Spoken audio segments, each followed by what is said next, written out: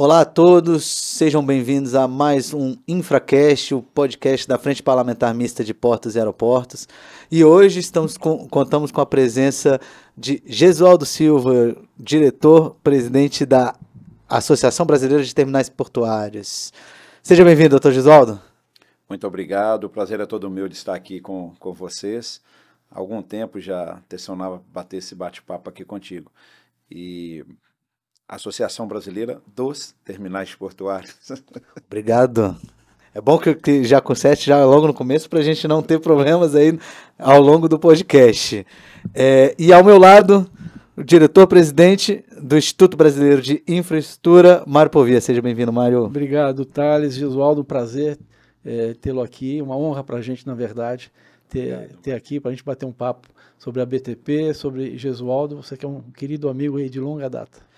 De longa data mesmo, né, Mário? Desde lá do período lá da Casa Civil em 2013, né? Isso. Eu tive a oportunidade, a grata satisfação de conhecer o amigo. Muito bom estar aqui. Perfeito. Gostaria que o senhor de abrir esse podcast falando um pouco da sua biografia. Quem é Gesualdo Silva? Gesualdo Silva, 27º filho de uma família de 28. Ninguém acredita, né? Mas verdade. Do interior de Minas. A minha vida profissional eu comecei bem novo, comecei com 14 anos de idade, trabalhando no Banco do Brasil. Na época o Banco do Brasil tinha um programa, né, chamado de menores aprendizes, depois passou a ser menores estagiários, onde eles pegavam nas escolas, né, aqueles alunos que tinham bom comportamento, mas sobretudo que tinham interesse nos estudos, apresentavam nota boas e eram bolsistas, eram de famílias carentes, né? Então, eles convocavam, faziam um testezinho lá de avaliação mesmo, né? E começava a trabalhar lá no banco, aprendendo várias funções. Só tinha um detalhe, né? Isso estou falando em 1977, né? Já se vão aí alguns anos. Naquela época, o Banco do Brasil, para entrada no banco, já se fazia o concurso, mesmo antes da Constituição de 88. Era para concurso público, tinha que ter o segundo grau. Então, nós que entrávamos como menor aprendiz, quando chegasse lá aos 17 anos e meio, teria que sair do banco. A não ser se neste período houvesse algum concurso público, que naquela época tinha dois tipos de concurso público que o banco fazia, um interno, porque o banco tinha várias carreiras de contínuo, até de Copa, o pessoal que trabalhava na Copa, tudo isso tinha. Então, de vez em quando, o banco fazia um concurso interno para possibilitar com que esse pessoal pudesse fazer um upgrade e entrasse para a carreira bancária efetivamente. Ou então o concurso público mesmo, né, que naquela época tinha que ter 18 anos ou mais, mas havia uma exceção para quem fosse menor aprendiz, poderia fazer também. E se não tivesse esse concurso, ou se não passasse com 17 anos e meio, tinha que sair do banco, né? Eu tive a sorte de haver concurso nesse período que eu estava lá, quando eu estava chegando aos 16, na realidade 16 anos e meio, a partir dos 16 anos e meio você poderia fazer concurso.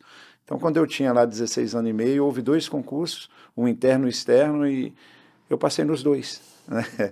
E aí fiquei tranquilo, esperando completar os 18 anos, para assumir como maior no Banco do Brasil. Você era de menor? Eu era de menor. E aí eu completei lá os 18 anos e fui chamado para servir exército, serviço obrigatório, né? Então meu contrato de trabalho ficou suspenso durante esse período.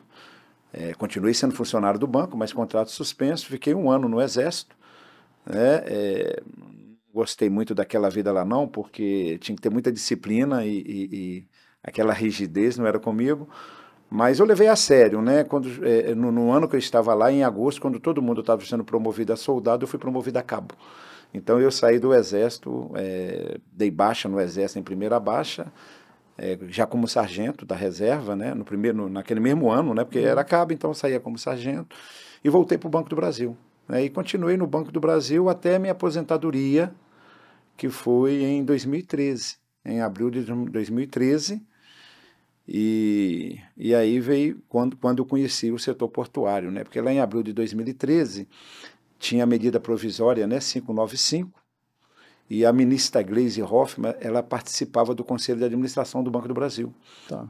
Então, na época, ela fez um pedido ao Banco do Brasil para indicar algum executivo do banco, né, que entendesse assim de gestão, porque ela estava vendo todo o aspecto técnico do setor portuário, mas a parte de gestão ela não tinha ninguém dando um suporte.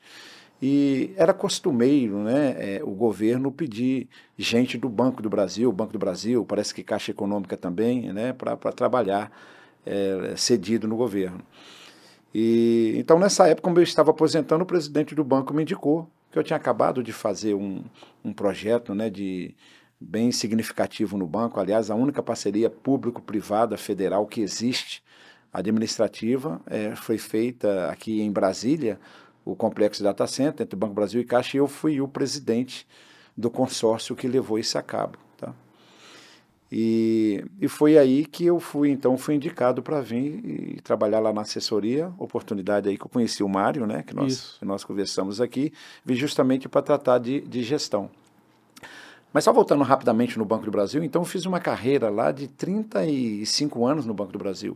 Eu aposentei em 2013, com 49 anos de idade, mas com 35 anos de efetivo trabalho de contribuição.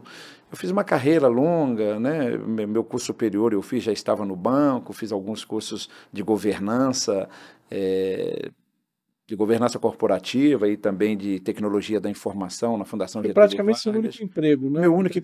Foi meu único emprego, até eu me aposentar. Aí depois disso, inclusive, Mário, eu me aposentei numa quarta-feira da Semana Santa, né? Na quinta-feira de manhã, que é a quinta-feira santa, eu fui conversar com a ministra Gleisi Hoffmann, e na segunda-feira, após a Páscoa, eu estava lá na Casa Civil. Então eu fiquei um dia aposentado, que foi a quinta-feira santa, de fato, né? E aí nunca mais parei. Aí entrou para o setor portuário, aí... Entrei, aí tem um fato até curioso, né? Porque eu fiquei lá 4 meses e não entendia nada de porto.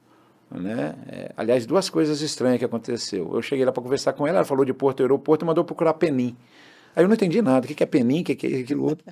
Era tudo diferente. Aeroporto e que é Penim. O que é porto e o que é Penim? Né? Tinha o Guilherme Penim. Porque lá na época ele estava lá, né? Ele era assessor dela, sim. Ele era o assessor, parece que do Beto, da Casa Civil, mas ele é quem... Beto era o secretário executivo. Secretário executivo, Beto Vasconcelos, e ele é quem tinha todo o conhecimento técnico lá. Então o Penim, ele tinha conhecimento tanto da parte de ferrovia, tanto da parte de portos, né? E ele é que me deu as primeiras instruções do que era porto. Porque imagina, eu um menino lá do interior de Minas Gerais e que veio para Brasília. O que tem porto nessa história? Nada, né? Então, DOCA, eu não entendia nada disso. Mas o objetivo lá foi realmente trabalhar em governança, né? Foi onde a gente começou a trabalhar lá os estatutos das empresas DOCAs, né? E na oportunidade eu trouxe o Angelino Caputo, que era um amigo de longa data no Banco do Brasil. Eu levei para ele compor a equipe e aí foi onde aquele grupo de trabalho eu conheci você. E o Jorge Ruiz também. Jorge Ruiz, que era Mário Ruiz, que eu só chamava ele de Mário, né? E o Jean também, né? O João Paulo também, que veio a ser do CAD depois. Todos eles participaram um pouquinho. Tinha alguém também do Tesouro, né? Tinha do Tesouro Nacional, não me recordo o nome dele aqui nesse momento. Me vem a fisionomia, mas não me lembro. Me vem a fisionomia. Marcelo, também. Talvez? Eu acho que é. Acho que era. Então, aí... Equipe, hein? Era uma equipe de peso. E aí nós fizemos um trabalho... que foi, é claro, que essa equipe que o Mário estava, via muito mais coisas, né? Eu aproveitei dessa equipe para ver a questão da gestão também, né? E como Casa Civil, então a gente tinha, né? E o Mário sempre foi um parceiro desde o início lá. E a gente fez um trabalho tão bom, né? Que eu acabei recebendo um convite, né? Para pegar, na época, a presidência da Codesp, né?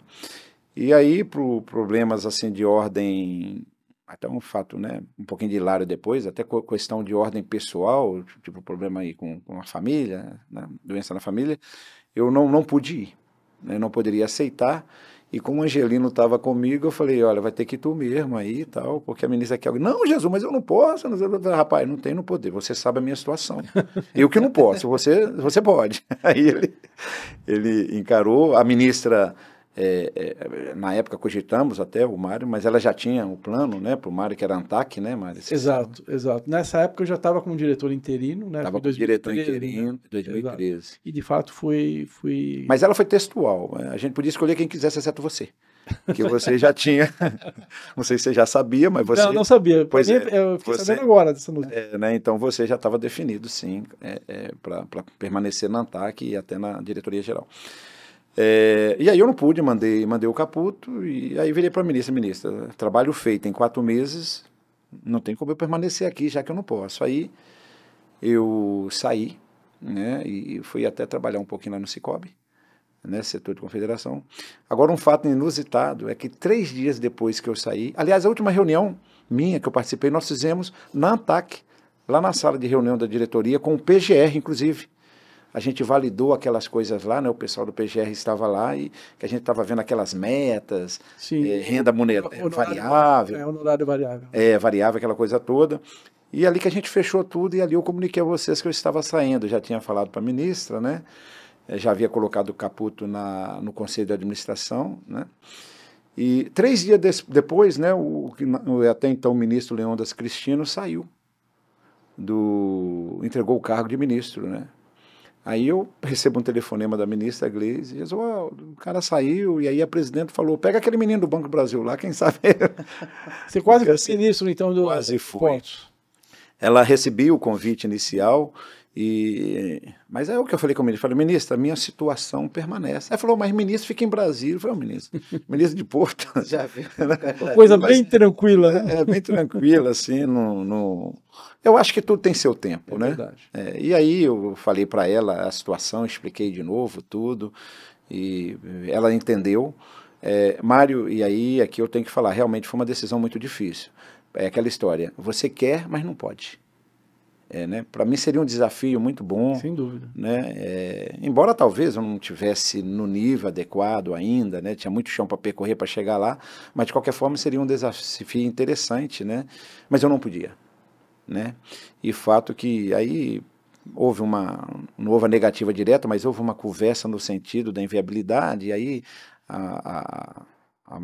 então o presidente Dilma escolheu uma outra pessoa, né, que foi até o Toninho, que estava para ir para o Banco Mundial, ele ficou lá um tempo, foi até o Tony que estava na CEAI na época. Na CEAI, e ele já estava indicado para o Banco Mundial, né? E fez um belo trabalho, uma bela passagem pela excelente.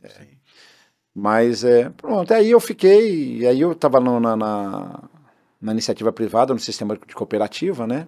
Aí um belo dia, aí, em 2015, eu recebo um telefonema do Caputo, né? Jesus, você lembra daquele dia lá que você me mandou vir para cá, que você não podia? Pois é, agora tem um pessoal que está precisando aí de um diretor de relações institucionais em Brasília, né, que era o pessoal na época da Libra, né? Sim. E eu falei para eles que você é o cara que eu indico para ir e disse mais que você vai aceitar. Então daqui a 5 minutos o tal de Marte vai te ligar, você fala que aceita, acabou. Ele mandou o troco para você. Você está me devendo e dito feito, né? Aí pouco depois o Marte me ligou, aí eu tive a oportunidade de voltar para o setor, que é realmente uma oportunidade ímpar você trabalhar no setor portuário, né?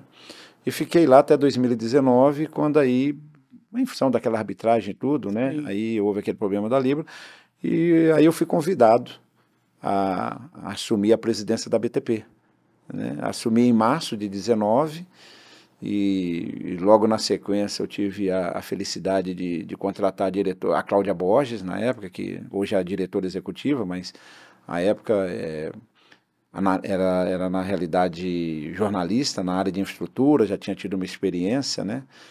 E aí eu estava sondando quem eu contrataria, e tive a oportunidade até de conversar com o Jimmy, ele que até falou, olha, era minha sócia até pouco tempo, não sei se ela vai querer voltar. Aí eu fiz uma entrevista com ela por Skype, né? E falei, olha, a área de comunicação, que é importante, a gente precisa revitalizar. Ela falou, vou pensar. Aí nós marcamos para outro dia, no outro dia ela já chegou com um plano de comunicação para a BTP. Já pronto. Aí eu falei, então venha. Aí sim, aí a gente começou a realmente estruturar a associação. Veio a pandemia, né, Mário? No final do ano veio a pandemia, isso aí causou um delay muito grande, porque você não conseguia pessoas, e se já era difícil achar alguém para trabalhar presencial, imagina selecionar alguém de uma forma remota, né? Sim. Mas graças a Deus, eu acho que a gente tem feito aí um bom trabalho, sem dúvida, né? Porque trabalhar é conosco mesmo, é isso, tem trabalho, vamos, né? Vamos em frente. Eu só gostaria de fazer um registro aqui, Mário, que foi uma grata surpresa o período que eu passei na Casa Civil. Porque, por incrível que pareça, eu trabalhei 35 anos no Banco do Brasil, que é uma empresa pública, mas o Banco do Brasil tem mais cheiro de privada, de uma empresa privada, do que uma empresa pública, né? Porque justamente pela concorrência ali direta, o mercado, essa coisa toda. Mas quando eu estive lá na Casa Civil, eu tive a oportunidade de ver o quanto o pessoal do Executivo é dedicado, o quanto o pessoal do Executivo trabalha, né, são viradores mesmo, comprometidos, e a gente não tinha eu não tinha essa percepção. Aliás, o povo em geral não tem essa noção, né? Eu cansei de sair do Planalto, naquela época, né, depois das 10 da noite, mas assim, não foi nenhuma nem duas, assim, 20, 30 vezes, saindo depois das 10 da noite, discutindo né, o marco legal, né? No começo era um decreto, depois virou uma medida provisória, depois, antes do outro decreto, do 8033, que regulamentou, foi quando você entrou no circuito, né? Começou-se a discutir estatuto de docas, como ia ser regulamentada a lei, né? 12.815, ou enfim, a conversão da medida provisória. E isso demorou nada, 1 ano e meio, né? De discussões. Mas foi assim, realmente foi muito bom, foi muito interessante conhecer esse lado que realmente não era, a percepção que tinha era outra, né? Era outra, e eu gostei, foi um período muito fértil. E só para uma coisa que foi relevante à minha vida, né, que eu falei en passant, que foi a parceria público-privada federal administrativa, a única que existe no Brasil. É isso que eu ia te perguntar sobre essa parceria. Ainda ontem eu comentei que não havia nenhum caso de PPP federal, então você está dizendo que houve. Teve um único. É um complexo data center, inclusive, se vocês quiserem até visitar, Mário, é sempre um local excelente de visita, eu mantenho contato ainda com o pessoal até hoje, né? Mas foi assim um complexo data center, né? E lá abriga infraestrutura e tecnologia da informação do Banco do Brasil e da Caixa Econômica. Tá? Então, para fazer essa parceria público-privada, né, foi montada uma equipe, Banco Brasil e Caixa. Montou-se um consórcio, eu fui o presidente desse consórcio, e o conselho deste consórcio, né, que eu era o presidente do conselho, e esse conselho tinham vice-presidentes do Banco do Brasil e da Caixa Econômica e alguns diretores. Né? Então, nesse conselho, eu era chefe do meu chefe. Eu era chefe do meu chefe, nesse conselho. Então, era uma coisa meio assim. E foi interessante que quem nos deu um apoio muito grande foi o ministro Benjamin Zinler. Porque na época a gente queria fazer algo tipo assim, colocation, porque assim, eu queria tirar a tecnologia, a infraestrutura e tecnologia da informação lá do banco e de colocar a empresa especialista nisso, porque não é o core business no banco. Então era muito difícil quando a gente ia lá justificar que precisava comprar um gerador, que precisava comprar um quadro. Eles não entendem disso. Então, a minha ideia foi, e aí acontecia que davam problemas de estabilidade, aquela coisa toda, e quem sofria era a tecnologia da informação. Eu era responsável pela parte de armazenamento de dados do banco todo. Com armazenamento de dados, você não se brinca, se você perder, perdeu. Né? E o Banco do Brasil, aquele processo tudo online. Então, aí que veio a ideia de se fazer uma parceria público-privada, porque eu queria, na realidade, passar essa infraestrutura para fora, mas, ao mesmo tempo, não passar de vez, para que o banco tivesse um domínio daquilo, porque é uma área, apesar de não ser o core business, mas é crítico. Sem dúvida. Né? Então, a parceria público-privada era interessante, que eu poderia deixar lá para o mercado por 20, 30 anos, mas o banco continuaria sendo sócio. Mas ela é bem singular, então, essa... Bem singular. A gente queria... o Benjamin Zinler já era ministro do TCU? Já era ministro do TCU, isso aí foi em 2004 que a gente começou, mais ou menos. E foi como? Primeiro nós pegamos a Lei 8666, e tentamos colocar isso como uma locação. E fizemos todo um trabalho bonito, tal, mas os advogados do banco sempre assim, olha, isso aí pode não ser muito legal. E onde a gente vai testar? Vamos lá testar no Tribunal de Contas da União, que teriam expertise. Aí nós pedimos, o Banco do Brasil podia pedir, através do Ministério da Fazenda, espaço no Ministério, aí no TCU, aí nós fomos lá, e fomos indicados o ministro Benjamin Zinler, porque inclusive ele tinha acabado de escrever um livro sobre parceria público-privada, que era a Lei 11.039 de 2004, que tinha acabado de ser lançada. Aí nós fomos lá conversar com ele, e ele pediu uma semana para dar uma olhada no nosso trabalho, que a gente tinha feito, e uma semana depois nós chegamos lá e falou, excelente que vocês fizeram, bom que é o Banco do Brasil, mas vocês estão pegando a 8666 e virando de cabeça para baixo, isso não vai passar. Não vai passar no tribunal. Mas... tem a Lei 11.094 de 2004, recém-lançada, lá tem a parceria público-privada administrativa que parece que cai bem. Aí pega esse estudo, pega lá e vê. Quando nós pegamos essa lei, parece que ela foi escrita para o nosso trabalho. Olha só. Era exatamente assim.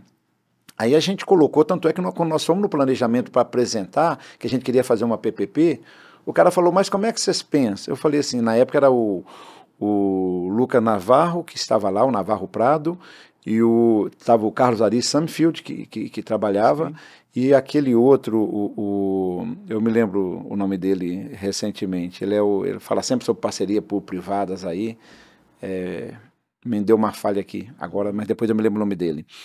E aí quando nós fomos apresentar para ele... Portugal, Maurício Portugal. Okay. Para os três, aí eles falaram... Foi explicar para a gente como é que era. Eu falei, nós já temos um trabalho aí mais ou menos. Quando nós projetamos, eles falaram assim, mas já está pronto.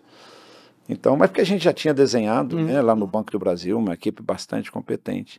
E aí nós fizemos essa primeira parceria, fizemos a licitação e está aí funcionando até hoje. Fantástico. Deve estar sendo renovado agora. Eu já era fã do ministro Benjamin Ziller, agora então... E ele foi o relator, e realmente nós tivemos... Aí nós percorremos todos os setores lá no TCU, na época, Cefid, Secob, sim, aquela coisa, até teve uma peregrinação, mas ele realmente foi acabou sendo relator, foi que deu a dica, os caminhos, né? E foi bastante interessante. Muito interessantíssimo. Mas hoje o senhor está como diretor-presidente da Associação Brasileira dos Terminais Portuários. Conta pra gente como é que foi chegar a esse posto, há quanto tempo o senhor já está lá, né? E qual é o tamanho dessa associação, qual a importância que o senhor vê para ela no setor portuário nacional? Então, eu quando voltei, né, assumi como diretor de Relações Institucionais do Grupo Libra, uma das primeiras coisas, uma das primeiras incumbências que foram me passadas é rever as associações, né, porque são muitas associações que essas empresas participam, não só do setor portuário, mas outras fora do setor portuário, né, que tinha.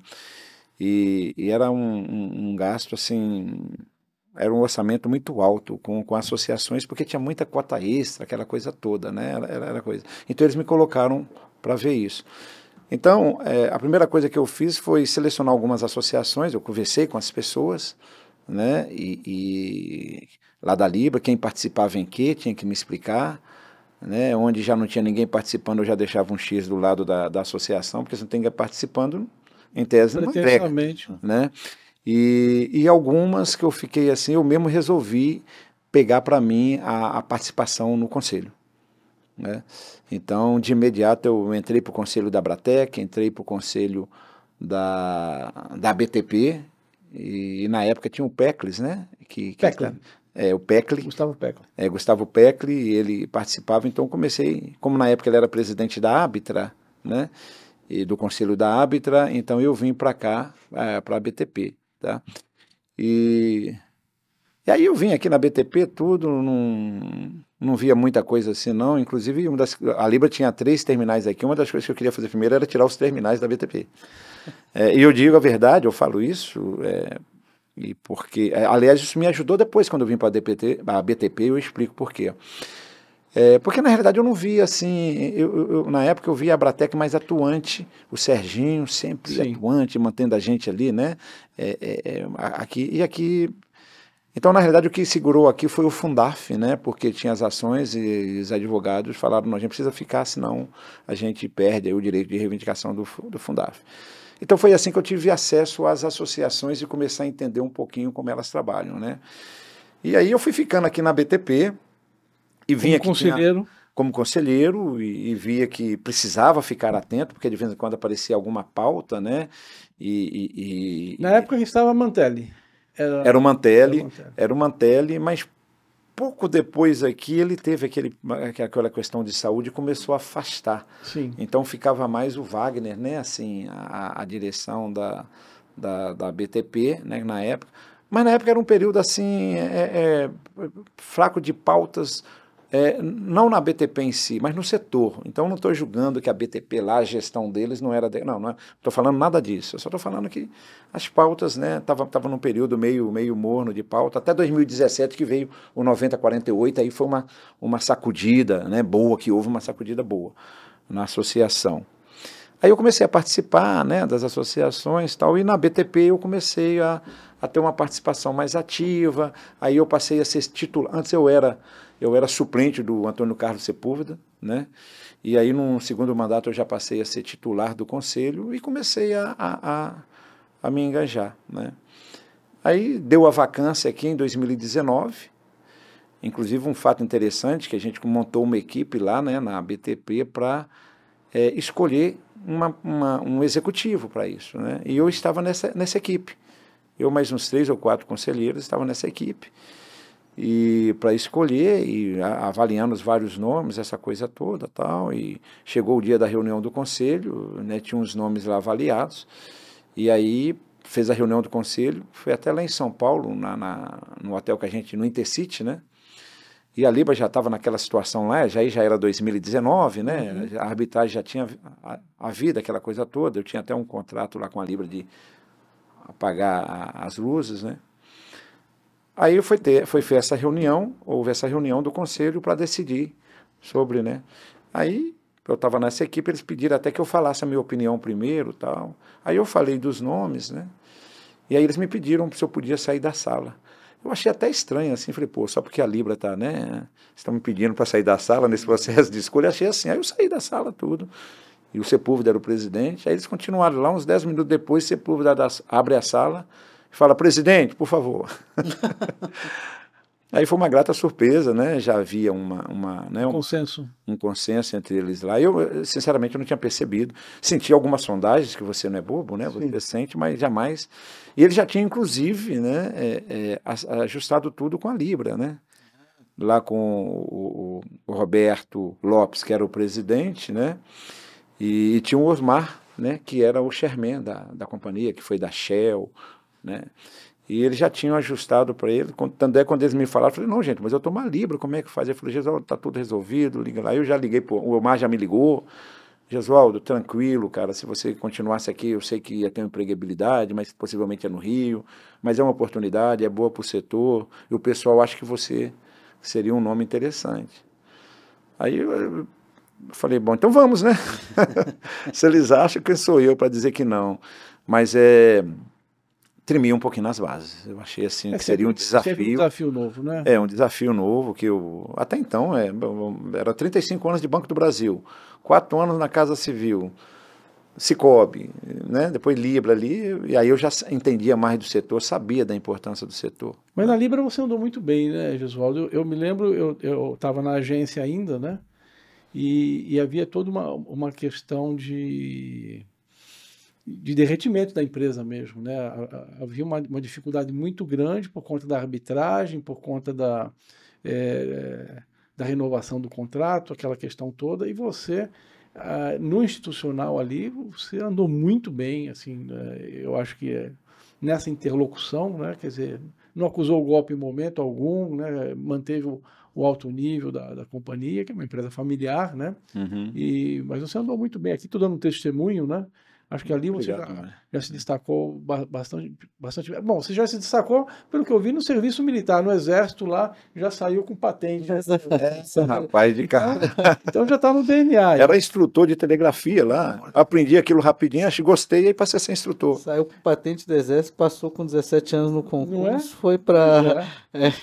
montou a primeira PPP. É uma carreira fantástica. Mas só merecida, até o momento. E hoje só almirante, depois eu explico para vocês por quê. Mas só falando, Mário, realmente foi um trabalho muito bom e eu reputo a isso algumas coisas. Primeiro que eu tinha um suporte muito bom da Libra. Então, assim, não só os donos, mas toda a estrutura lá, eles realmente me apoiaram o tempo todo, davam os subsídios, o respeito, me empoderaram mesmo, né? Então eu tinha né, para isso.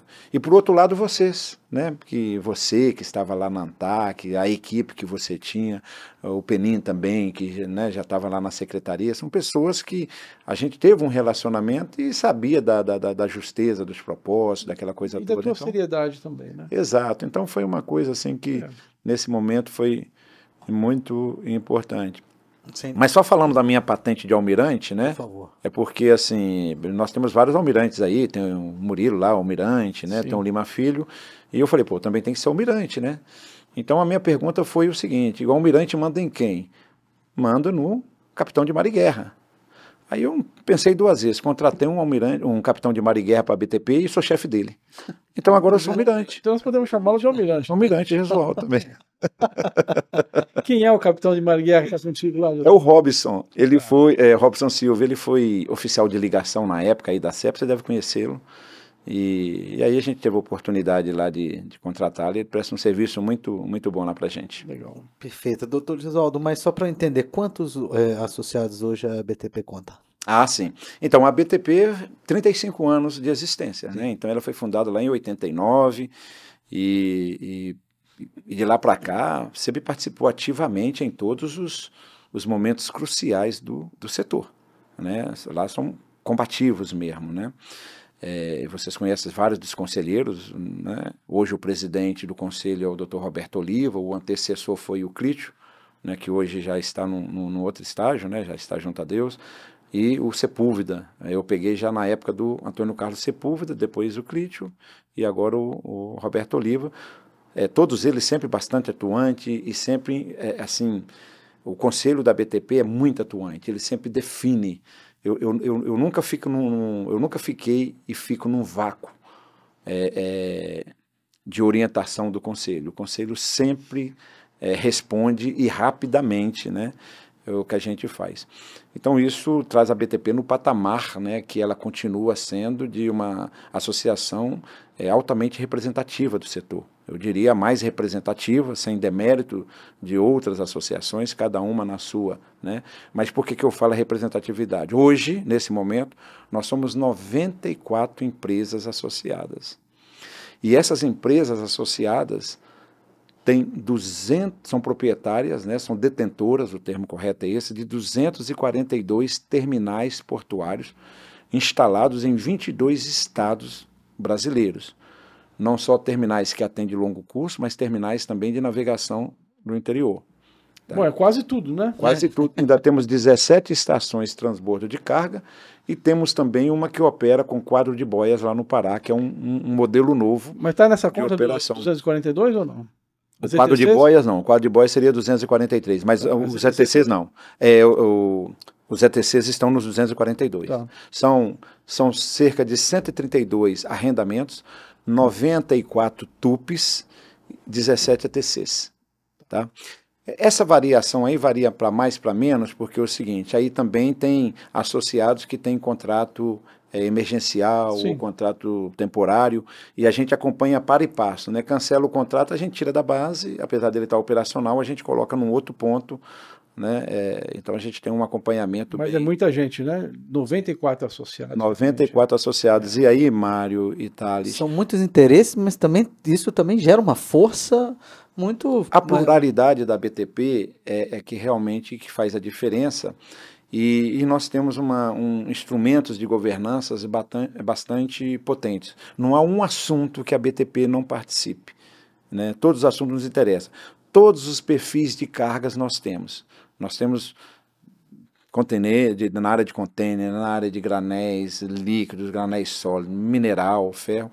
Hoje a BTP, 76% da movimentação portuária, da tonelada movimentada, passa pelos associados da BTP. Associado direto ao grupo a que eles pertencem, né? Que pertencem a esses terminais. Com os dados lá de 2022, né, o impacto do setor no PIB foi 25% do PIB. Né? O impacto da BTP foi de 19% no PIB, não é 19% dos 25% não, 19% no PIB, então 6% ficou com os outros que não são aí associados da BTP. E nesses associados, Jesualdo, você deve ter gente que também está com o pé na ferrovia, você deve ter que estar em outros modais, aí na multimodalidade, enfim. Sem já dúvida. nem é portuário em estrito senso, né? Sim, faz parte do grupo, né? Nós temos, por exemplo, a Rumo está presente, estava antes com elevações portuárias e também com parte no T-39, mas eles têm agora um porto, né? Um TUP lá no Maranhão, né?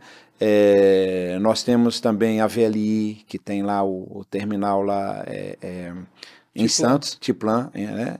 Em Santos, MRS com também participação, né, com alguns nossos associados. Ou seja, nós temos a rodovia, né, o Ecoporto está lá conosco, né, a Vale, que atua também em todos os segmentos, né. Então, assim... Petrobras é associado de vocês? Petrobras é associado. Olha, na parte de líquidos, a lista é grande, são 94. Eu vou citar alguns nomes aqui que vêm à cabeça, mas assim, eu não gosto nem muito de citar porque são tantos, né? Mas a Petrobras, a Transpetro, a Vibra Energia, a Ipiranga, a Ultracargo, a Cataline, terminais de granéis lá da Santos Brasil, lá em Itaqui, sim, a Odifel, ou seja, a GEL, lá em Santos, Liquiport, né? Sim. A Vopac, todo mundo, né? Todos eles. Conteneiros, a maioria deles estão também conosco. Na área de granéis sólidos, a ABCD todo, né? A MAGE, a ADM, a Bung, a Cargill, a Luiz Dreyfus, mas você tem a Rocha também, a da área de fertilizantes, sim, né? Você tem a Rocha, você tem as cooperativas lá no sul, a Coamo, a Cotriguaçu. Então, Mário, assim, a BTP, de fato, ela espelha o setor na sua magnitude. Não é uma amostra do setor, é uma amostra bem significativa do setor. E nós temos ferramenta de gestão para a gente coletar todas essas informações. O pessoal até brinca que a BTP é onipresente, mas não tem como.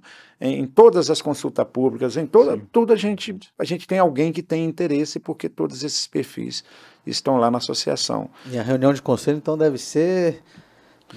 É divertida. Bem movimentada. Quantos conselheiros são, Josualdo? Hoje, Mário, são assim, eu falo no geral, 34 conselheiros. Por quê? São 17 titulares e 17 suplentes, mas todos participam da reunião, todos têm direito à voz. A maioria das decisões da BTP é por aclamação, né? Não é por votação, é aclamação. A gente às vezes age como se estivesse lá num plenário do Senado ou buscando consenso, buscando o consenso ali. Somente em casos que precisa mesmo contar quórum é que a gente faz, né? Os titulares. Mas então é assim, é extremamente participativa. Inclusive o Conselho Fiscal é convidado nato, todos eles a participarem dessas reuniões. E, além disso, a cada 2 meses, essa reunião do Conselho é chamada de reunião do Conselho ampliada, em que a gente convida todas as outras associadas a participarem, aquelas que não têm representante no Conselho, a participarem para interagir ali. Excelente. E ver como é que participa. E as reuniões do Conselho, via de regra, são presenciais.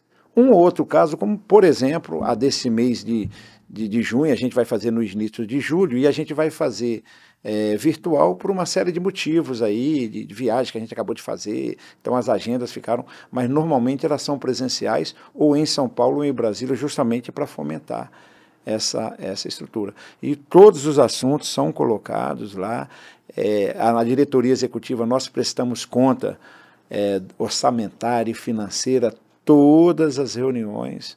Então, o Conselho é ciente, não é uma exigência dele, mas é a transparência que a gente tem, a gente mostra tudo, mês a mês. Então, todo mundo é um clima bem, muito bom de associação. Realmente, é perceptível que a BTP está, como diria assim, está em todas, mas ela também é bom falar que não é de uma maneira, muitas vezes, no embate, né? Mas sim, às vezes, educativa. Vi alguns projetos de leis que tramitam no Congresso. É interessante que a ABTP muitas vezes vá lá instruir os deputados, senadores sobre o que como essa questão, por exemplo, impacta em algum terminal, ou em alguma questão como essa. Eu queria que o senhor falasse sobre isso. Como é que está sendo essa atuação agora da BTP desde 2019, quando o senhor chegou no Congresso Nacional? Como é que você vê essa atuação de vocês lá? Uhum.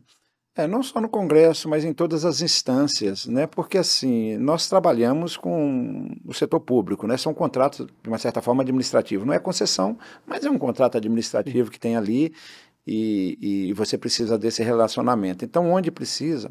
Agora, a BTP, a meta dessa gestão é a BTP sempre na proa. Mas o que isso quer dizer, a BTP sempre na proa? É sempre agir de uma forma proativa. Nós encaramos desafios, a gente faz de tudo, a gente trabalha para que desafios não virem problemas. Então você tem que procurar antecipar, você tem que dialogar antes, por isso que a gente está sempre nesse diálogo. A brincadeira que você fez, a BTP está em todas, ela está em todas porque ela precisa fazer esse diálogo proativo, né? Quando se configura uma situação, configura problema, é muito mais difícil, enraiga, é muito custo, é muito ruim para o Brasil. Porque, Mário e Thales, é chover no molhado falar por vocês, mas o setor portuário é crítico ao Brasil, é questão de soberania nacional. Quando a gente olha, é porque às vezes a gente não tem essa noção, porque o Brasil tem essa dimensão grande, os países, né? Mas você vai lá na Alemanha, que qualquer coisinha ele perde para o país que está ali do lado, andou 500 metros, já está em outro país, a concorrência, você vê como eles fazem, né? Como eles olham o setor portuário. Então, o setor portuário é questão de soberania nacional. Como você sabe, mais de 96% do fluxo, né, comercial é feito pelo porto. Uhum. O que está fora aí são coisas, talvez, sei lá, fármacos que você precisa de uma agilidade ou alguma coisa de valor agregado tão grande que não possa esperar esse tempo, mas o resto é tudo pelo setor portuário. O nosso agronegócio é todo pelo setor portuário e o principal insumo dele, que é o fertilizante também, vem. Óleo e gás, minério. Óleo e gás, minério. Então, assim, qualquer soluço nesse setor e na logística que atende esse setor é custo do Brasil, vamos dizer assim, na veia. E isso é que decide a posição do Brasil lá fora. E o custo de que isso chega para nós, né? Dos insumos, dos equipamentos. Então, olhar com carinho esse setor portuário é uma questão de soberania nacional. Então, nós temos consciência disso. Então, a BTP, esse estar sempre na proa, é com um pé fincado nessa consciência, né, que nós não podemos, de forma alguma, deixar que haja um soluço. E não deixar que haja soluço, né? Em TI é não deixar que haja indisponibilidade. Mas, se houver, que resolva rápido. Mas o ideal é trabalhar para que não haja. Então, é esse o nosso lema. Por isso que a gente está dialogando sempre, né, com todos os poderes, quer seja legislativo, quer seja judiciário, quer seja... E não só dialogando nas instâncias natas de cada um, né? Não é só por processos no executivo, no judiciário, não é só por ofícios com executivos, não, tentar fazer um trabalho, sim, de corpo a corpo, de conversa, de mostrar o setor, de convidar para conhecer. É nesse sentido, eu queria falar nessa questão aí, nessa questão do diálogo. Vocês têm a coalizão, que vocês chamam de coalizão com outras associações, né? Isso, em grande medida, é algo difícil de se estruturar, dado vamos dizer assim, a conflito de interesses, questões mercadológicas. Nós já falamos aqui, mesmo dentro da BTP, você tem ali terminais secos, terminais molhados, terminais que operam em regime privado, terminais que operam dentro do porto organizado, mas mesmo assim existe uma coalizão que, via de regra, para temas mais estratégicos ou onde haja um consenso do setor, você atua junto com outras associações. Como é que nasceu essa coalizão? Como é que você vê o futuro disso? É um casamento que veio para ficar? Então, Mário, tem a coalizão portuária, mas tem, por exemplo, a Aliança da Infraestrutura, que a BTP participa com os outros modais, né? Onde tem a BCR, onde tem a NTF, onde tem a ABR também, que representam. Mário, o forte da BTP é o diálogo. Dada a nossa pluralidade, por tudo que a gente falou aqui, como ela é constituída, nós somos especialistas em dialogar. E a regra é simples, a gente coloca o interesse setorial acima. E na coalizão nós temos essa premissa, né, sem desmerecer cada uma das associações, né, mas a gente elenca que temas merecem que a gente caminhe em coalizão. Então a coalizão não é uma coisa que existe, é uma coisa que se une em determinado momento e fala-se em nome de todas aquelas empresas. Tanto é que o assunto para sair em coalizão tem que ser consensual. Se um tema, a BTP ou qualquer uma das participantes fala esse tema não pode ir em coalizão. O que não impede que cada um se manifeste. Claro. Então, coalizão não tem um CNPJ, mas é uma união que a gente faz em determinadas situações quando a gente entende que esse assunto mereça. E como é que um assunto entra? Qualquer associação pode colocar um problema, uma situação que ela queira que a coalizão atue, e aí a gente faz uma análise para ver se aquele assunto é de fato um tema que seja de coalizão. Eu dou alguns exemplos. O reporto. Aliás, até extrapolou a coalizão, porque nós começamos na coalizão, mas juntamos a NTF, a Bifé, os outros que realmente têm um interesse, e também nós temos interesse. Volto a dizer, nós estamos olhando o setor portuário. O setor portuário é o porto, mas a logística que chega nele... A ferrovia vai chegar no... É fundamental, não tem como, né? Outro tema de defesa da agência reguladora, ou das agências reguladoras, é um tema que transcende somente... o escopo da BTP. A BTP faz a sua defesa, mas nesse caso pode ser em coalizão, Então a gente... E a BTP defende a regulação ou acha que tem excesso de regulação? Não, as duas coisas. Vamos dizer assim, a BTP defende a regulação. As agências são necessárias justamente, sobretudo no mercado em que há concorrência. Agora, a regulação aqui não pode ser uma regulação da mesma forma que é feita num setor que tem monopólio natural, em que se cobra tarifa, regulação, e você entende muito bem disso, que você esteve à frente da ANTAC há muito tempo.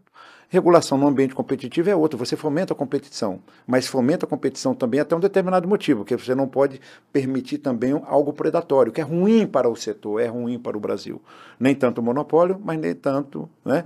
Então a gente defende essa regulação, é importante que nessa regulação, nesses níveis, coibir abusividades, coibir excessos, entendeu? Mas sempre procurando as ferramentas mais adequadas. Eu sou um que acredito muito em regulação a posteriori. Vá lá no caso que aconteceu e faça o que for. Eu acho que o CAD age muito assim, né? Ele no dado momento que ele é instado, ele vai lá e faz a devassa. E depois ali esquece, dá as ordens que tem que dar e acabou. Deixa o mercado tentar se autorregular. Mas a BTP sempre defendeu, obviamente, tudo que eu falo aqui eu falo pela BTP, né? A BTP sempre defendeu assim a regulação, não excessos regulatórios. Na medida certa. Na medida certa. É isso que a gente busca com o diálogo, porque existe a boa intenção de ambos os lados, né? Mas a gente precisa ir para o diálogo para saber o que o setor de fato precisa, porque todos nós estamos aqui para atender a carga, todos nós, não são só os privados. O público também. Os investimentos que nós fazemos é para isso. Atender a carga e atender a soberania nacional. Então a gente tem que se irmanar nisso aí, cada um fazer o seu papel. Então é isso que a BTP defende. A BTP sempre na proa é nesse sentido. Essa proatividade é essa defesa do setor. No caso é a proatividade, né? Exatamente, proatividade. Mas só completando um pouco o que o Mário falou, eu acho que é interessante a gente entrar então nessa coalizão feita recentemente, agora sobre tratar da lei dos portos, da revisão da lei dos portos. Sim. Como é que a BTP está vendo essa coalizão? É o momento de revisar e o que é... Coalizão ou comissão? A comissão de juristas?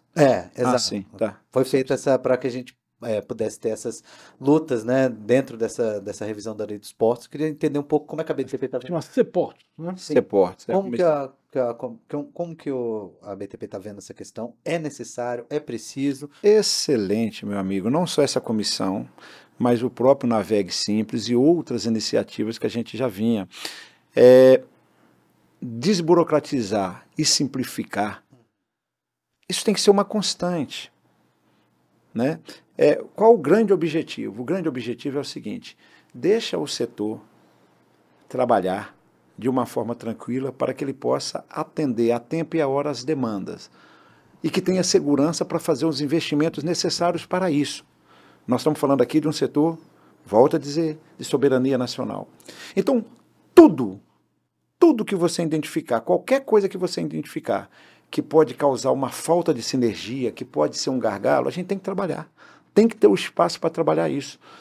Tem coisas que você precisa trabalhar no âmbito legal, até para dar mais segurança jurídica, que seja mais duradouro. Tem coisas que você pode trabalhar no campo do infralegal. Uma medida administrativa. Numa medida administrativa, numa conversa, num entendimento. Uma portaria, numa resolução, essa coisa toda. Então, todos esses... E graças a Deus está tudo acontecendo junto.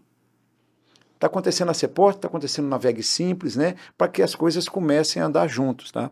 Então, nós temos desafios no setor, alguns deles problemas, e que a gente precisa resolver, e resolver de uma forma adequada, que a gente não pode deixar o setor penar, né? O setor, a gente tem que procurar resolver conciliando todas as coisas. Nós temos um problema de questões laborais, nós temos questões contratuais que precisam resolver, de dar mais liberdade, mas que a gente tem que dialogar para resolver da melhor forma possível, né? De tal forma que o setor continue harmônico, continue exercendo a sua função. Gesualdo, você atracou em 2012 no setor, né?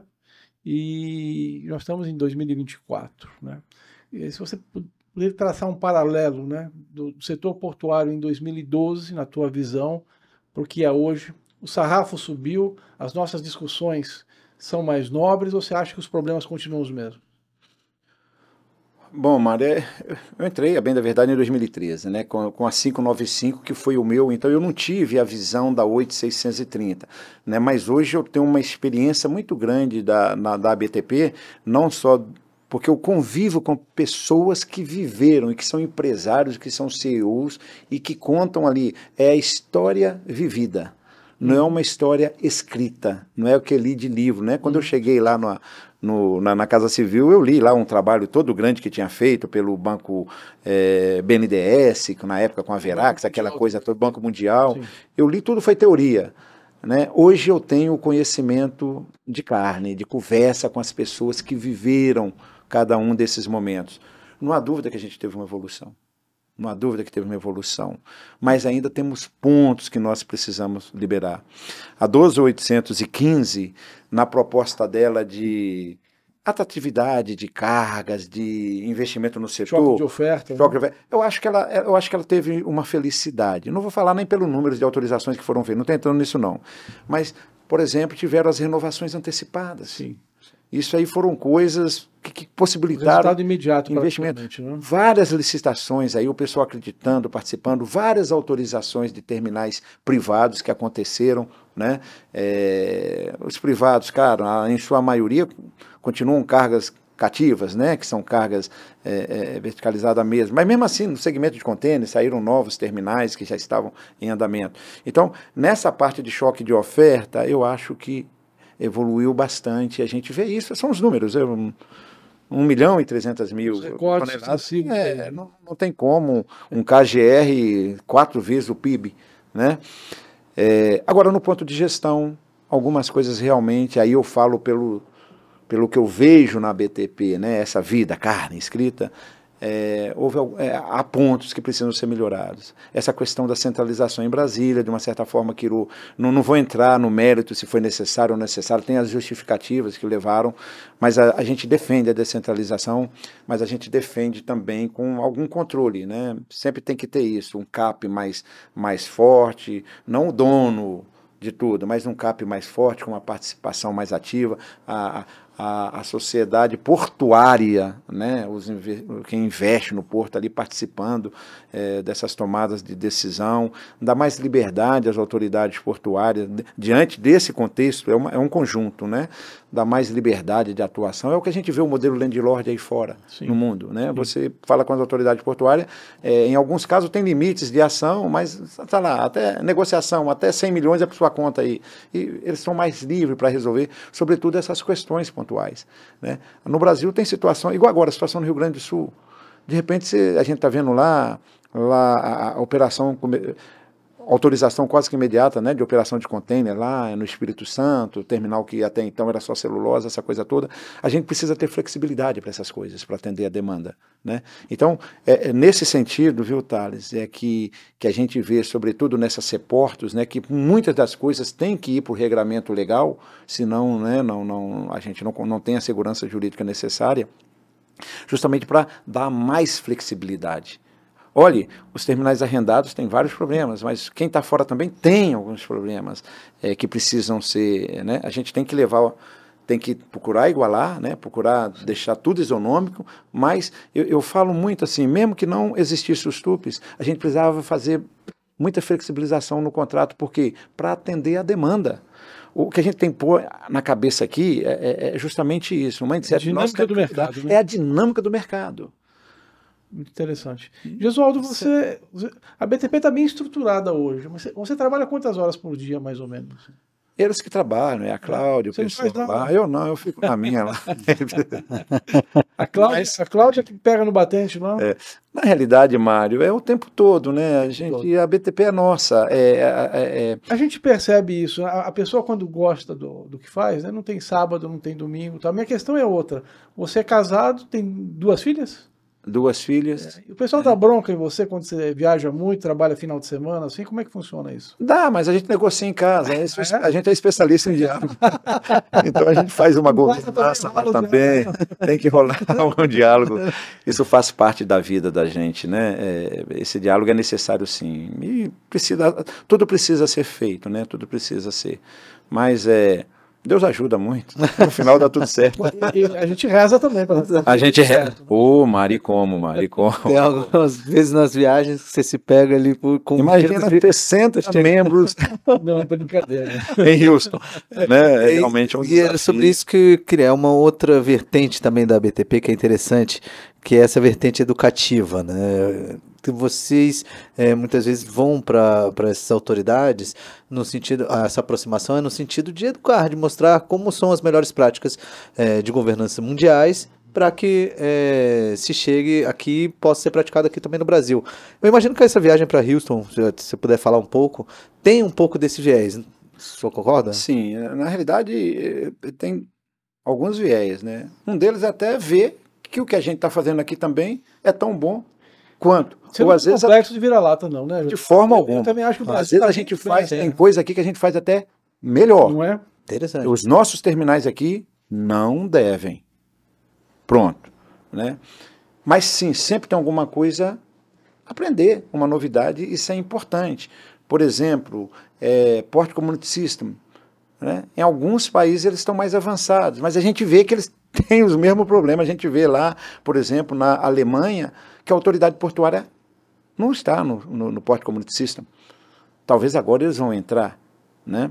Mas a gente persegue isso sim, a gente percebe formação, a gente percebe benchmark e também até comprovação de que nós estamos no caminho certo. Né? Nós já tivemos algumas iniciativas, e não só externas, né? Mas externa, por exemplo, nós tivemos uma formação, né, que foi até liderada pela Cláudia. Nós levamos vários associados, né, e pessoas indicadas pelos nossos associados, não entendi, pessoas levadas pelos nossos associados lá em Valência, na Espanha, onde teve um curso, né, para executivo de formação, Valência Port, e houve uma formação, houve uma diplomação desse pessoal, essa coisa toda. A BTP incentiva também, né, esse mestrado aí que é feito pelo Valência Port aqui junto com o governo. A BTP é um dos atuantes. Né? Nós fizemos uma viagem também à Alemanha, lá atrás, antes, né, de startar esse processo em comemoração aos 10 anos da Lei 12.815, né, nós fizemos até uma BTP debate que foi discutindo isso. E aí nós fomos à Alemanha, por quê? Porque era o país que mais ou menos estava que tinha mais ou menos uma característica que a gente estava pensando, e é um país ali que a concorrência também é muito forte em função dos países, né, e que a gente viu que eles estavam procurando muito questão de transição energética, energia verde. Então a gente queria ouvir um pouquinho como é que é isso lá. Por isso que a nossa missão foi a Alemanha. Ela é escolhida nesse sentido. E ano passado, né, aí a gente escolheu ir a Houston, né, justamente porque a gente sabe que o porto de Houston lá tem algumas coisas ali que a gente queria estressar, né, a própria questão do laboral, né, como é que eles tratam essa questão lá, que lá o sindicato, né, é forte. Sim. A própria autoridade portuária, ela explora, né, alguns terminais, 8 terminais, mas tem 200 terminais ali privados dentro daquele canal. Quer dizer, há uma concorrência ali entre Há uma público e privado. Exato, e a autoridade, de uma certa forma, ela é responsável pelo complexo, a dragagem que é feita pelo Corpo de Engenharia do Exército, né, eles que coordenam, contratam empresas para fazer, mas toda a coordenação aos ACES. Lá tem um modelo, né, Draga o Mississippi todo, inclusive. O Mississippi todo. Então, os ACES. Então, é um modelo também de ferrovia dentro do porto que assimila o modelo da FIPS. Então a gente queria. Então tinha uma série. Nós tínhamos opções de ir, mas Houston tinha mais coisas que a gente achava interessante para este momento que nós estamos vivendo, inclusive de mudança. Então nós levamos uma comitiva, foram 60. Gesualdo, você quis levar 60? Não, foram 60, né? Então, a gente sempre pensa 40, 45, mas eu acho assim, a experiência da Alemanha foi tão boa, né? E só de gente do governo foram 24 membros. Do Executivo, do Legislativo, do Judiciário, do Ministério Público. Isso é super importante, né? Do Ministério Público. Pois é, inclusive o Ministério. E do TCU. Muito bom. Né, foram 2 ministros do TCU, o Subprocurador-Geral da República, a agência foi da ANTAC, foi da NTT, diretor, né, o Vitali esteve lá. E é nesse sentido que eu falo dessas viagens, que por serem educativas, não do fato da gente ser do complexo de vira-lata, mas sim para a gente entender as melhores práticas mundiais e tentar replicar aqui no Brasil, ou tentar até trazer questões melhores, né? Ou saber até o que a gente não deve fazer isso, né? Inclusive. Exato. E mostrar também para os governantes, mas o objetivo autoridades. O objetivo da BTP é esse. Então a gente busca, isso é uma ação proativa. Sem dúvida. É o que você falou, é ir ver também, ir presenciar, ir dialogar, ir discutir. Olha, em Houston, já aconteceu na Alemanha, mas tinha reunião lá que eu falava, gente, vamos parar, porque, né, que começava aquela discussão, aquela interação, e não queria parar. Nenhum dos lados queria parar. Bom, né? Aí eu falo, gente, mas nós temos horário. Né? Eu queria voltar nessa... Tá na hora do vinho, né? Eu queria voltar nessa pauta da Alemanha aí, da transição energética, porque hoje, não sei se você tem a mesma visão, né? Os portos hoje já começam a não ter aquela visão em estrito senso, né, de movimentar e armazenar cargas. Eles começam a ser um polo de desenvolvimento regional, uma visão de cluster, né, onde você tem ali, às vezes, porto com a indústria, né, zonas ZPS, ZAUs, né, zona de apoio logístico, a indústria ali do lado, você começa a ter geração de energia a partir de atividades portuárias, seja com uma FSRU atracada ou ali em área de fundeio, ou seja, gerando energia, começam a aparecer, então, em função dessa energia limpa, seja eólica, fotovoltaica ou gás natural, a possibilidade de produzir o hidrogênio verde, não é? E isso também vai ser feito ali, nas adjacências do porto, e a gente começa a enxergar o Brasil de óleo e gás com uma visão de OPEP, né? Daqui a 5 ou 10 anos, o Brasil vai produzir óleo e gás em níveis de OPEP, e tudo isso aliado à entrada do Brasil ao OCDE, ferrovias de norte a sul, de leste a oeste, isso tudo vai para dentro de um lugar chamado porto. Né? Exato. E o que vai dar tudo isso? Pois é, Mário, é o estado da arte que a gente precisa ter, porque assim, as demandas mundiais estão crescendo, e graças a Deus, né, é necessário que isso ocorra, não só em função até do aumento da população, mas do aumento da qualidade de vida também da população, que leva a aumentar também todo esse consumo. Mário, e é interessante como Deus é generoso com o Brasil.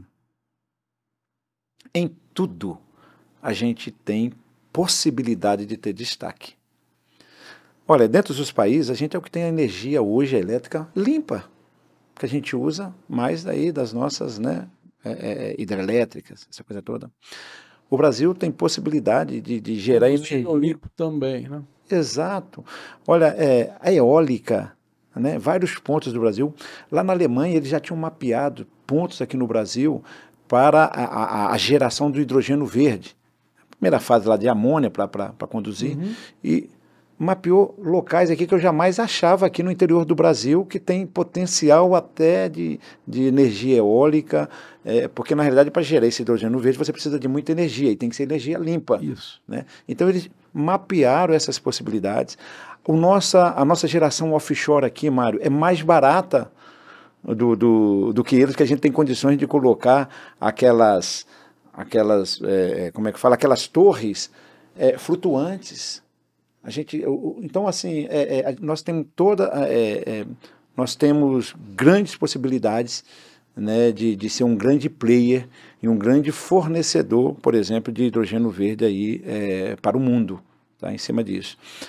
E isso a gente constatou lá na Alemanha. Para eles fazer essa geração offshore é caríssimo para eles. Caríssimo. É melhor ele vir cá e tentar uma fazenda que tem limite de área e até submarina também. Então fica muito caro, que eles têm que ir lá para o meio do mar. Então assim, é extremamente interessante.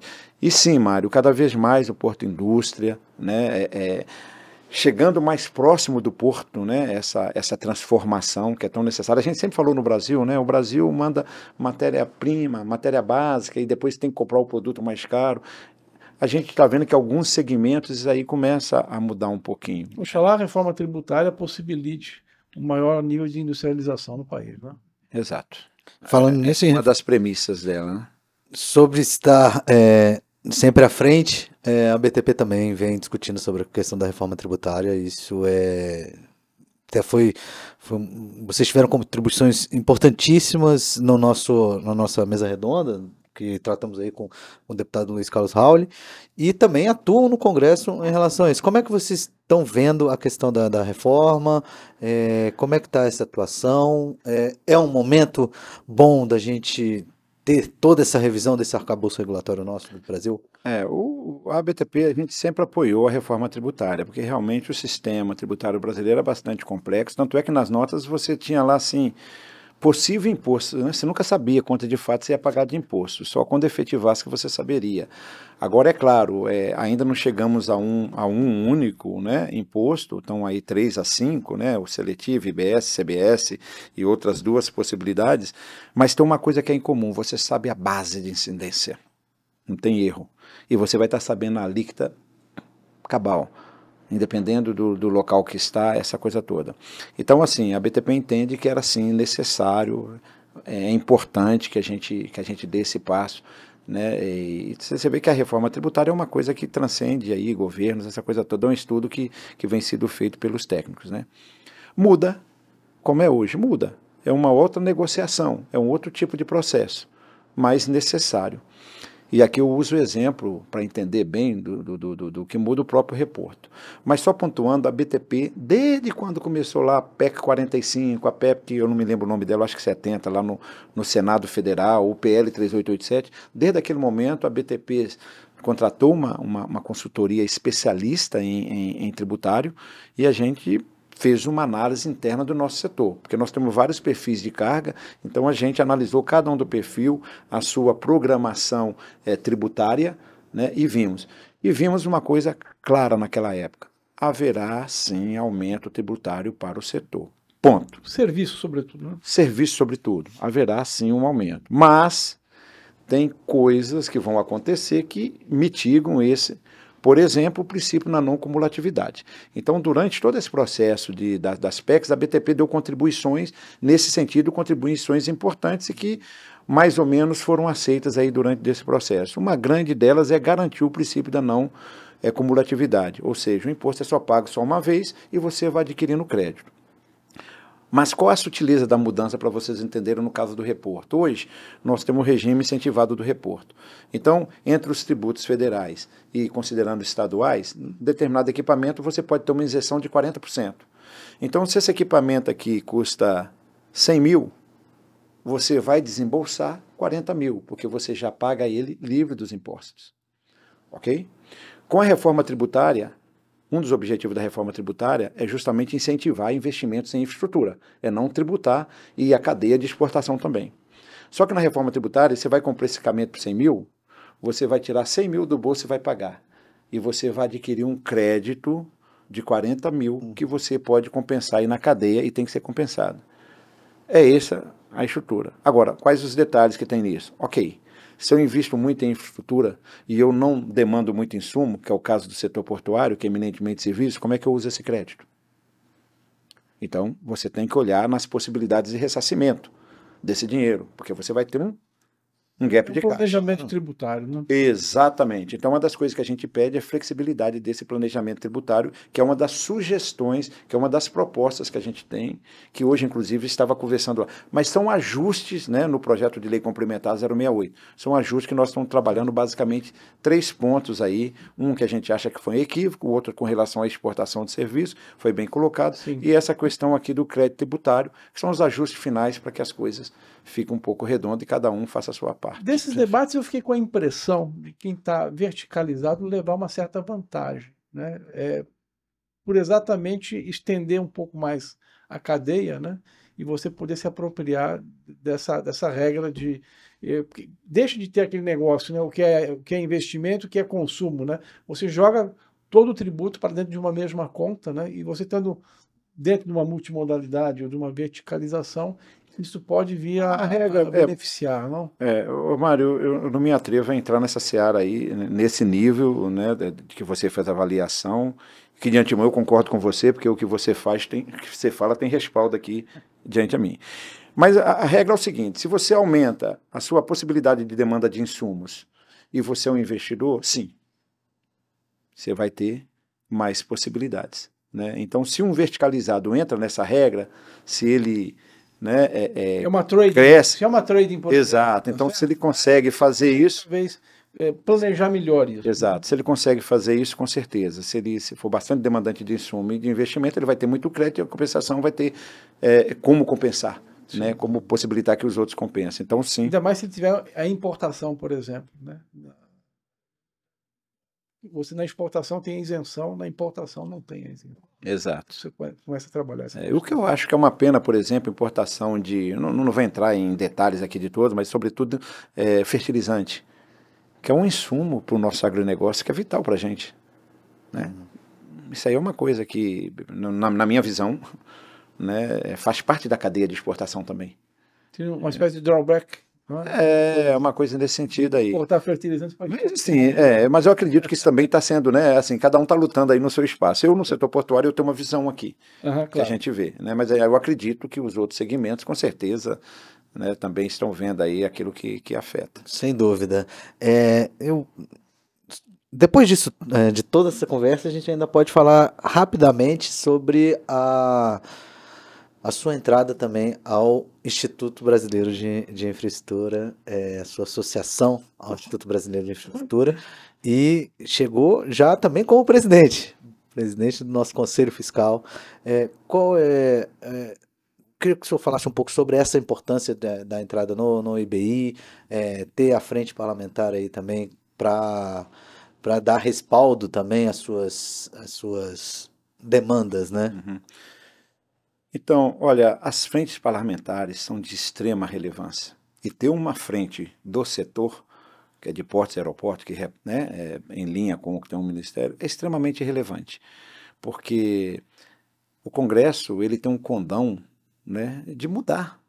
Inclusive todo um arcabouço legal. Ele que dita, vamos dizer assim, no Brasil, e todo mundo, né, todos os outros estamos sujeitos a essas normas. Então é importante que esses legisladores, né, tenham conhecimento do setor. Como nós dissemos aqui, é um setor que beira a soberania nacional. Então é importante que ele tenha esse conhecimento. E nesse sentido, é muito importante para nós, associações, quando vamos falar no Congresso, é muito melhor falar pelas frentes parlamentares. porque você tem uma interlocução única. Eu não tenho que ir em 513 gabinetes, 81 lá do Senado. Não dá para fazer esse discurso. A frente tem esse poder. E quando tem um instituto forte que dá essa proteção, e nós estamos por trás desse instituto, e aí a importância do instituto, né? É o que eu falo o seguinte: o instituto existe porque existe a frente. É a mesma coisa, o porto existe porque existe o comércio, existe a carga. Se não tiver a carga, não precisa. Se não tiver a frente, não precisa do instituto.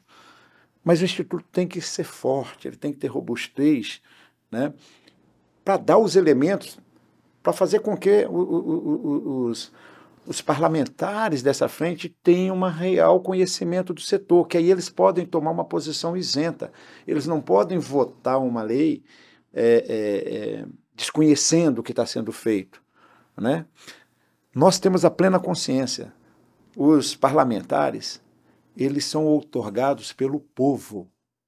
Eles são livres. Eles são livres. Por ele estar numa frente, ele não se obriga àquela frente. Daí a importância do Instituto, porque o Instituto tem que encantá-los. Encantar como? Dar conhecimento. Ninguém gosta daquilo que não conhece. Então vocês precisam dar a eles conhecimento. O Instituto tem que tirar da gente as nossas ansiedades e traduzir numa forma que eles entendem. E tem que fazer com que os parlamentares gostem de ficar na frente. É importante que dê publicidade a eles, que dê material para que eles possam falar, que dê espaço para que eles possam se manifestar, porque é esse o trabalho que eles precisam fazer. Então, eu me sinto bastante feliz em estar aqui, né? Presidente, não vai me criar um problema com o nosso presidente Mauro Samarco. Eu sou presidente do Conselho Fiscal, né? Do Conselho, como presidente do Conselho Fiscal, eu participo, né? Com voz, né? Não voto, mas com voz no Conselho Deliberativo aqui da Associação, Conselho de Administração, mas o Instituto é fundamental nisso. Ele que vai dar os elementos. E daí a importância dele se ater a essa função. Não podemos trazer muita coisa para cá, porque o Instituto não é uma associação. O Instituto ele tem essa finalidade. Ele olha para frente e vê a frente parlamentar. E olha para nós e vê aqui as nossas demandas em cima disso, e ele trabalha isso e fomenta isso. E aqui o IBI está no excelente caminho com pessoas... O Mário, fora de cogitação, acho que foi a pessoa mais adequada, né, pela história de vida dele, pela experiência que ele tem aí de todo o setor. Ele navegou por todos esses negócios, então ele fala com conhecimento de causa, né, e sabe como apresentar essas coisas, né? Então é muito importante a BTP estar no IBI, porque realmente ela acredita, é importante as frentes, e a gente entende que tendo um instituto forte, né, a gente vai ter condições de ter uma frente forte, levar conhecimento para que os parlamentares, aí sim, tenham os elementos na mão para que ele possa tomar a melhor decisão de voto. De voto. Ele vai votar porque ele conhece e porque ele defende a bandeira, porque foi dado a ele o conhecimento para isso, e respeitando a outorga que ele tem do povo. Ele vota com a consciência dele que ele tem, que foi dada pelo povo. Eu, você e toda a população brasileira. Então, é nesse sentido que a gente vê bastante a importância do IBI. Estamos aqui. E vamos continuar aqui, incentivamos os nossos associados que se filiem, que participem, né, e que passe para vocês as nossas demandas. E nós, viu, Mário, vamos precisar muito da frente parlamentar com o resultado desse trabalho da CEPORTES, né? A gente vai ter que conduzir.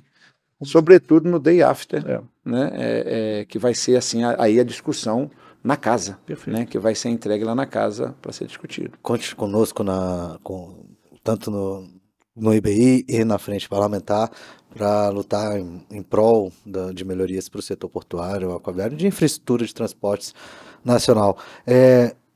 Mário, acho que já falamos aqui sobre a reforma tributária, ESG, falamos aí um pouco sobre o fato do Gesualdo ser um almirante. Sim. E também ao fato de que ele responde a uma pessoa que está aqui com a gente, né, que é a Cláudia. Sim. Se você puder, David, dá uma mostrada ali na Cláudia, por favor. Cláudia também, que é diretora diretora executiva da ABTP. Cláudia, também gostaria de fazer também uma querida amiga. Fazer um convite para você também passar um dia aqui e falar com a gente sobre o setor. Falar sobre a importância da mulher no setor também. Acho isso vai ser importantíssimo, tá? Será ela está responsável lá na associação. Opa, será uma honra falar sobre isso, tá? Obrigado, viu, sempre por essa parceria. E, doutor Gesualdo, para encerrar, eu gostaria de deixar aí o espaço aberto para suas considerações finais. Muito obrigado. Eu agradeço aqui por esse espaço, né? É o momento da gente falar um pouquinho, o pessoal entender como a gente pensa, né? E a BTP é isso, né? A gente acredita no Brasil. Nós temos a felicidade de estar atuando num setor que é um setor crucial pelo Brasil. Como há pouco a gente falava, até a Cláudia lembrava durante a pandemia, como foi essencial o trabalho portuário. Sem dúvida. Como foi essencial os investimentos que nós fizemos. Nós não estamos aqui advogando interesse um ou outro. Claro que os interesses estão juntos, né? Mas quando a gente fala em nome da ABTP, pela pluralidade, a gente fala assim, a gente está buscando um setor bom para todo mundo, né? Um setor bom para o Brasil, que no final das contas é bom para todo mundo. Como se diz, Porto melhor, com certeza a gente vai ter um Brasil melhor, porque tudo no Brasil passa pelo setor portuário, tá? E obrigado mais uma vez. Nós acreditamos muito na Frente Parlamentar de Portos e Aeroportos e parabenizo também o IBE, não sei se você fala IBE, né? Instituto Brasileiro de Infraestrutura, pelo excelente trabalho, Mário, que vocês estão fazendo. As discussões aqui, tivemos semana passada o deputado Rauli aqui discutindo reforma tributária, tivemos aqui o Piauí Day. Vamos ter o Piauí, temos o Pernambuco. Só não vai ter o Corinto Day, porque não tem cor, né? Fica difícil. A festa junina dia 3, tá também. O Thales, que, poxa, é um cara que já vinha atuando aí, né, na área de jornalismo, um jornalismo responsável, Thales, que isso é muito importante. Eu nunca pensei duas vezes em dar uma entrevista para você. A Cláudia está aí de prova, porque a gente sabe assim, é bom quando você tem pessoas que são responsáveis, são éticas, né, que pode até errar, mas erra porque errou mesmo. Né, e só erra quem faz, né? Mas no seu caso você sempre foi uma pessoa assim, muita parceira aí da BTP, e fico muito feliz de você estar aqui, né, no IBE, que a gente essa dobradinha aí, e sem demérito dos demais, que eu não estou citando o nome aqui, tá? Mas eu gostaria também de agradecer aí, inclusive da forma que vocês conduziram isso aqui hoje, me deixaram bastante à vontade, não sei nem se falei demais. Ótimo. Mário, suas considerações finais? Agradecer o Gesualdo. É desnecessário, né, falar que é um querido amigo, né, mas ressaltar, né, acho que a BTP tem outra cara, Gesualdo, sob o seu comando, né, e toda essa perenidade, essa tranquilidade, né, essa abertura de diálogo, né, que você trouxe para a associação, isso é muito positivo, isso apenas dá mais credibilidade para o setor, um setor que sofreu muito no passado com questões de credibilidade. Acho que é desnecessário falar sobre isso, mas da importância, eu acho que de ter pessoas probas, né, pessoas com um passado ilibado, e você tem todos esses predicados, né, e sou até suspeito para falar pelo nível de amizade que tenho, mas agradecer muito a tua presença aqui, da Cláudia, e parabenizar o que vocês têm feito à frente da BTP e pelo setor portuário, e dizer que é uma honra ter podido conversar com você aqui. Muito obrigado. Eu que agradeço, Mário, e só frisando, é uma equipe, né? A BTP, eu estou aí à frente como diretor-presidente. Sou o diretor-presidente. Eu não gosto de falar que eu sou. Enquanto eu estiver lá, eu sou o diretor-presidente, encaro assim, né? Mas tem uma grande equipe por trás, né? Então, sem isso não seria possível a gente fazer o que a gente pensa, né? Mas muito obrigado, estamos aí. Perfeito. Curta, se inscreva no canal, acompanhe nossas redes sociais, o YouTube também, porque nós seguimos forte em busca de uma infraestrutura forte no país.